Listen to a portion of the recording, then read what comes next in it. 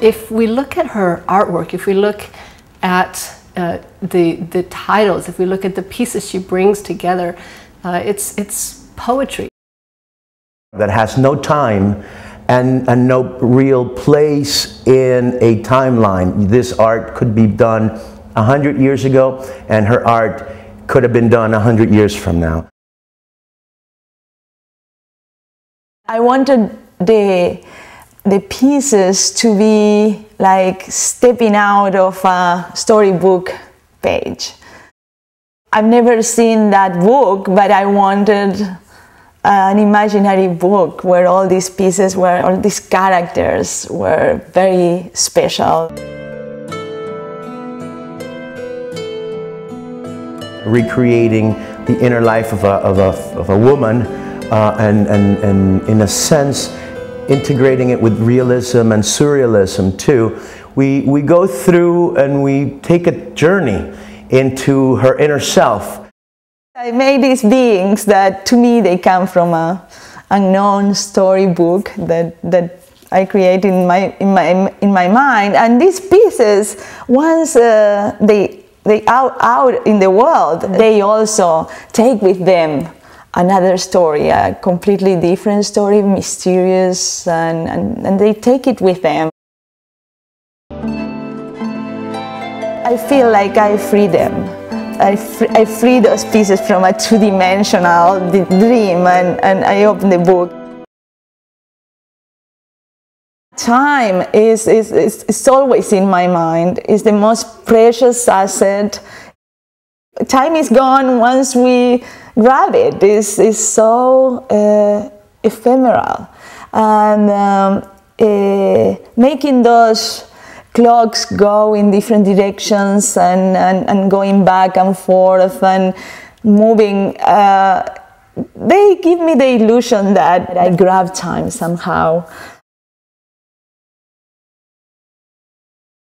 She's been in many Latin American art museums and collections. Is that I really believe that Cecilia and her artwork is so much more universal, and it's important to see that. Definitely she is Latin American from Uruguay, and it's important to see her work in that context because of the influence that certainly her country and her culture has had in her work.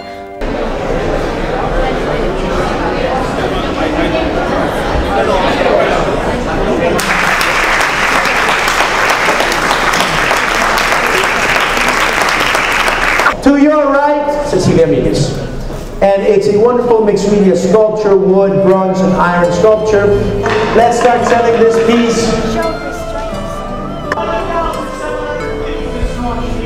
Thank you, sir.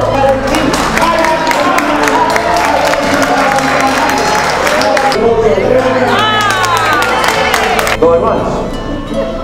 Going twice. Sold, sir. 256.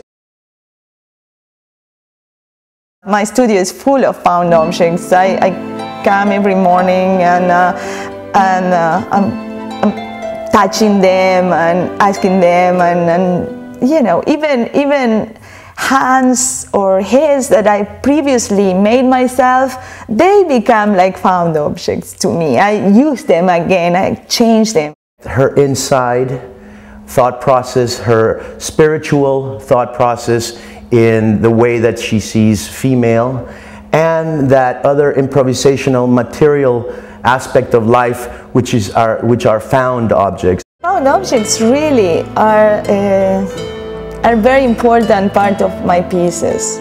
They wouldn't exist without the found objects, without the things I found in antique places and in the street, and they really complete ideas that were not incomplete. They didn't even exist without the found objects. Many times I see the found objects and that creates the piece around it. Other times I have a piece, I have a head, I have an idea, and I'm looking for that specific size object. And but it is always an amazing sense of creation when the two things are put together. If we think about flights of imagination, it's about journey, it's about the human condition, it's about time, it's about universal concepts. And Cecilia is just brilliant in bringing all of these together. Usually I put tall hats, and tall hats to me are the symbol of asking for inspiration. It's the connection with the divine, it's the connection to your higher self, with your mind. But then, when I get that, I process life in my torso, and that's where I put my storybooks, I put all those boxes, all the little parts. I'm always substituting the torso with things, with little bottles, and it's where we store life.